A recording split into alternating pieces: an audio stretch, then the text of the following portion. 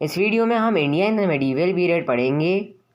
इस चैप्टर में medieval India की हिस्ट्री के बारे में जानेंगे और इस पीरियड के आर्कियोलॉजिकल सोर्सेज के साथ लिटरेरी पढ़ेंगे और नए सोशल और पॉलिटिकल ग्रुप्स, किंगडम एक्सेट्रा के इमर्जेंस के बारे में पढ़ेंगे। इंडिया की हिस्ट्री को 3 डिफरेंट पीरियड्स में डिवाइड किया है: एंशिएंट, मेडिवल और मॉडर्न पीरियड। क्लास 6th में हमने एंशिएंट पीरियड पढ़ लिया है। अब हम मेडिवल पीरियड पढ़ेंगे जो कि 8 से 18 सेंचुरी CE तक का पीरियड है।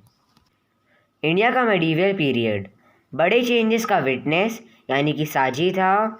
ये changes society, economy, politics, religion और कल्चर में हुए थे। इन चेंजेस को ज़्यादा अच्छे से पढ़ने के लिए पीरियड को अर्ली मेडिवल और लेट मेडिवल पीरियड्स में सब डिवाइड किया है। अर्ली मेडिवल पीरियड 8 से 12th सेंचुरी तक का है। इस पीरियड में पालास, प्रथियाराज, राष्ट्रकूटास, चोलास और राजपूत्स डोमिनेंट फोर्सेस थे। लेट मेडिवल पीरियड में 13th सेंचुरी से 18th सेंचुरी तक का है।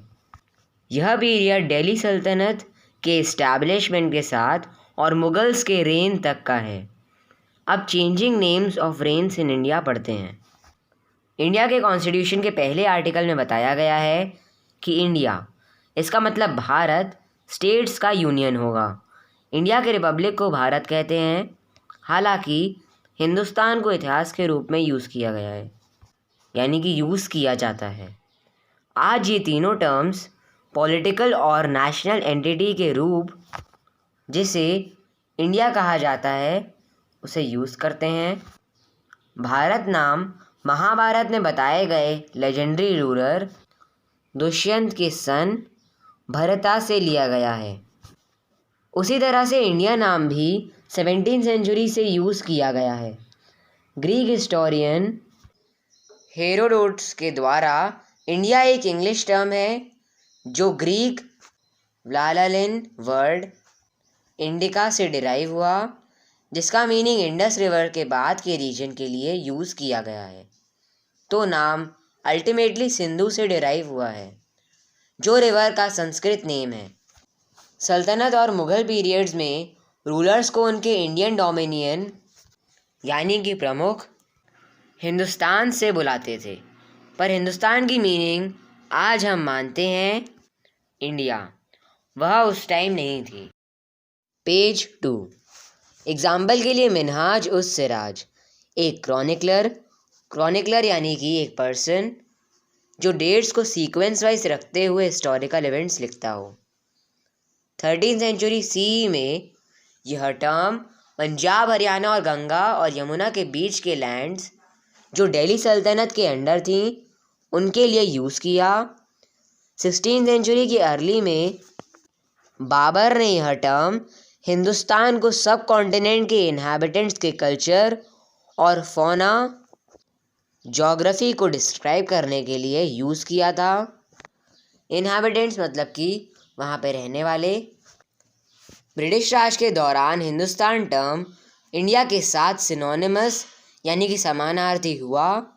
इसलिए जब मेडिवल पीरियड में एक जोग्राफिकल और कल्चरल एंटिटी यानी कि सांस्कृतिक संस्था जैसे इंडिया एग्जिस्ट थी, तब हिंदुस्तान टर्म इंडिया के लिए यूज़ नहीं हुई, जैसे कि आज हम हिंदुस्तान और इंडिया को एक ही समझते हैं। अब sources of the medieval period पढ़ते हैं। हम पढ़ चुके हैं कि हिस्टोरियंस पास्ट की स्टडी के लिए सोर्सेज जैसे कि manuscript, inscriptions, buildings, artefacts, coins etcetera पर डिपेंड रहते थे। हालांकि मेडिवल पीरियड का एक अलग सा सोर्स है जो कि है बहुत सारे और अलग से लिटरेरी और टेक्सचुअल रिकॉर्ड्स, और इस पीरियड में ये बहुत बड़े लिटरेरी सोर्सेस। चाइना में 100 BCE के आसपास पेपर इन्वेंट हो गया था। यह धीरे धीरे पूरे वर्ल्ड में पहुंचा। इंडिया में लिटरेट्स और क्रॉनिकलर्स ने रूलर्स के क्रॉनिकल्स, पेटिशंस यानी कि याचिकाओं, जुडिशियल रिकॉर्ड्स, अकाउंट्स और टैक्सेस इस पर लिखना स्टार्ट कर दिया था। सेंट्स यानी कि साधु की टीचिंग्स और ट्रेडर्स के ट्रांजैक्शंस भी पेपर पर रिकॉर्ड होने लगे थे। पहले मैन्युस्क्रिप्ट्स अमीर लोगों, रूलर्स, मोनेस्ट्रीज और टेम्पल्स द्वारा ये इकट्ठा की जाती थी और आर्चीज़ में स्टोर की जाती थी। ये मैन्युस्क्रिप्ट्स और डॉक्यूमेंट्स हिस्टोरियंस को बहुत डिटेल्ड इन्फॉर्मेशन प्रोवाइड कराती थी। हालांकि हिस्टोरियंस को बहुत केयरफुल रहना होता है इन पुरानी मैन्युस्क्रिप्ट्स को यूज़ करते टाइम। उस टाइम प्रिंटिंग प्रेस नहीं था, इसलिए हाथों से लिखते थे। स्क्राइब्स मैन्युस्क्रिप्ट्स को कॉपी करते थे, इसलिए उन्होंने बिना जाने ही छोटे छोटे चेंजेस कर दिए और हो सकता है एक जनरेशन से दूसरी जनरेशन तक ये छोटे चेंजेस बड़े चेंजेस में हो गए हों। यानी कि एक चीज़ को कॉपी करने में अगर कोई मिस्टेक हुई तो वह समय रहते धीरे धीरे बड़ी मिस्टेक में बदल जाती है और इस तरह सेम टेक्स्ट की मैन्युस्क्रिप्ट्स एक दूसरे से थोड़ी अलग रहे। मेडिवल क्रॉनिकल्स यानी कि मध्ययुगीन कालक्रम कंटेम्प्रेरी ऑथर्स यानी कि टाइमली ऑथर्स के द्वारा लिखी जाती थी, जो किसी राजा के राज्यसभा के हिस्टोरियंस होते थे या कोई ट्रैवलर जो इंडिया आया। ये क्रॉनिकल्स कंटेम्प्रेरी पॉलिटिकल और इकोनॉमिक कंडीशंस पर इंफॉर्मेशन से भरे हुए हैं। हालांकि ये राइटिंग्स प्रीजुडिस राइटर्स के बायस से फ्री नहीं हैं, यानी कि पक्षपात से फ्री नहीं है, इसलिए ये हमेशा विश्वसनीय नहीं होती है। अब important foreign travellers and their accounts पढ़ते हैं। फर्स्ट है अल मसूदी 1957 CE। वह एक अरब ट्रैवलर थे जिन्होंने इंडिया का एक्सटेंसिव अकाउंट दिया। सेकंड है अल बिरूनी 1204 to 1030 CE। वह महमूद ऑफ गजनी के साथ इंडिया आए थे। उन्होंने पूरी इंडिया घूमी और एक बुक तहकीक ई हिंद लिखी जिसमें इंडिया के सोशल, रिलीजियस और पॉलिटिकल कंडीशंस के बारे में डिस्क्राइब किया। थर्ड है इब्न बतूता 1333 to 1347 CE। वह मूरिश ट्रैवलर था जिन्होंने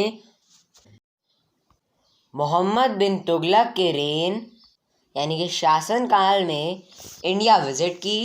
उनकी बुक रिहला द ट्रैवलोग थी जिसमें मोहम्मद बिन तुगलक के रेन यानी कि शासनकाल और इंडिया की जियोग्राफिकल, इकोनॉमिक और सोशल कंडीशंस पर रोशनी डालती है। Domingo PACS 1520 to 1522 CE। वह पोर्चुगीज ट्रैवलर थे। इन्होंने विजयनगर एम्पायर के कृष्णदेव राय के कोर्ट को विजिट किया था। फिफ्थ है विलियम हॉकिंस 1608 to 1611 CE। वह ईस्ट इंडिया कंपनी के पहले रिप्रेजेंटेटिव थे जो मुगल एम्परर जहांगीर के कोर्ट में आए थे। Sir Thomas Roy 1615 to 1619 CE। वह मुगल एम्परर जहांगीर के कोर्ट में किंग जेम्स के एम्बेसडर थे। अब इम्पॉर्टेंट मेडिवल लिटरेचर लिखे हुए हैं, राइटर्स और उनकी रचनाएं लिखी हैं। इसके बाद आर्कियोलॉजिकल सोर्सेज पढ़ते हैं। लिटरेरी सोर्सेज के अलावा आर्कियोलॉजिकल सोर्सेज की मेडिवल इंडिया के सोशियो कल्चरल और पॉलिटिकल हिस्ट्री के रिकंस्ट्रक्शन में इमेंस वैल्यू है, यानी कि अत्यधिक वैल्यू है। इस पीरियड के कॉइन्स हिस्टोरिकल इवेंट्स के रिकंस्ट्रक्शन डेट्स के लिए वैल्यूएबल सोर्स है। ये उस टाइम की इकोनॉमिक कंडीशन का भी आइडिया देते हैं। मॉन्यूमेंट्स और पेंटिंग्स भी इस पीरियड के इम्पॉर्टेंट आर्कियोलॉजिकल सोर्स हैं। ये हमें पीरियड के अलग अलग आर्किटेक्चरल स्टाइल्स के बारे में भी बताते हैं। बहुत से इंस्क्रिप्शंस इन मूवमेंट के वॉल पर है जो हमें उस टाइम के लोगों की लाइफ के बारे में बताते हैं। अब emergence of new social and political groups पढ़ते हैं। 700 और 1750 CE के सालों के बीच बहुत सारे लोग सब कॉन्टिनेंट आए इसकी वेल्थ से अट्रैक्ट होकर। इस तरह के ग्रुप्स में कुछ हैं अर्ली मुस्लिम घुसपैठिए जैसे कि महमूद ऑफ गजनी और मोहम्मद घोरी। पृथ्वीराज चौहान इंडियन रूलर थे जो चाहमाना डायनेस्टी से थे। वे दिल्ली और अजमेर एरिया में रूल करते थे। पृथ्वीराज ने मोहम्मद घोरी को फियर्स बैटल में हरा दिया था। बाद में पृथ्वीराज को मोहम्मद घोरी ने हरा दिया था और उसके स्लेव्स ने दिल्ली सल्तनत की फाउंडेशन रखी। दिल्ली सल्तनत मुगल्स के द्वारा रिप्लेस कर दी गई, जिसने मुगल एम्पायर इस्टेब्लिश किया। हालांकि ये लोग इंडिया के फ्रंटियर्स के बाहर से आए थे। बहुत सारे अलग अलग ग्रुप्स इंडिया की बॉर्डर के अंदर नए रूलर्स के रूप में उभरे। पेज 4। इन ग्रुप में राजपूत्स, सिख्स, मराठास, अहोम्स, जाट्स और कायस्थास थे। अब इकोनॉमिक चेंजेस पढ़ते हैं।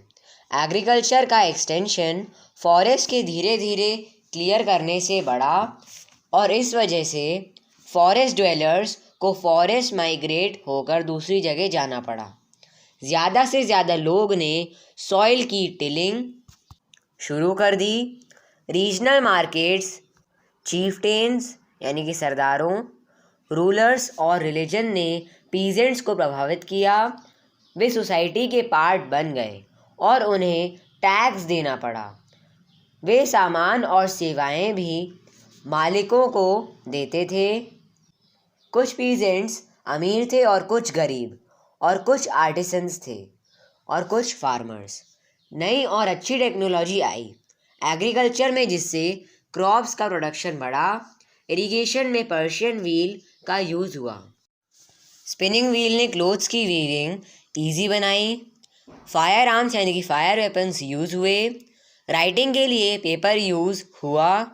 नए फूड आइटम्स और बेवरेजेस जैसे कि पोटैटोज़, कॉर्न, चिलीज़, टी और कॉफ़ी वर्ल्ड के दूसरे पार्ट से लोगों के अलग अलग ग्रुप्स के साथ आई।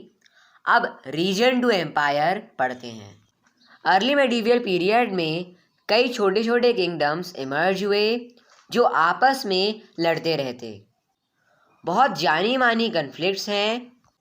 ट्रीपर्टाइट स्ट्रगल जो पालास, प्रतिहारास और राष्ट्रकूटास के बीच हुए।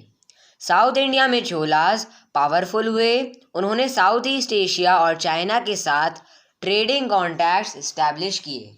नॉर्थ इंडिया और डेक्कन में लार्ज एम्पायर्स जैसे कि दिल्ली सुल्तान्स और मुगल्स बने। हालांकि ये एम्पायर्स डिफरेंट रूलर्स के अंडर में कंट्रोल किए गए। अब रिलीजियस ट्रेडिशंस पढ़ते हैं। मेडिवियल इंडियन सोसाइटी में रिलीजन एक प्रीडोमिनेंट रोल प्ले करते हैं। हालांकि ये पीरियड्स विटनेस हैं कि हिंदुइज्म में इम्पॉर्टेंट और रिलीजियस ट्रेडिशंस में मेजर डेवलपमेंट हुए। एक बड़ा डेवलपमेंट जो इस पीरियड में हुआ वो है भक्ति और भक्ति मूवमेंट का आइडिया इमर्ज होना था। इसी पीरियड में इंडिया में नया रिलीजन वो था इस्लाम। इस्लाम के अलावा दूसरा ट्रेडिशन वेस्ट एशिया से आया, वो था सूफी ट्रेडिशन। इस पीरियड में बहुत से भक्ति और सूफी सेंट्स पॉपुलर हुए जिन्होंने सोशियो रिलीजियस रिफॉर्म्स का कॉज उठाया और सारे मैनकाइंड की इक्वालिटी की गॉस्पेल को प्रीच किया। गॉस्पेल यानी एंजल और प्रीच मतलब प्रचारित करना।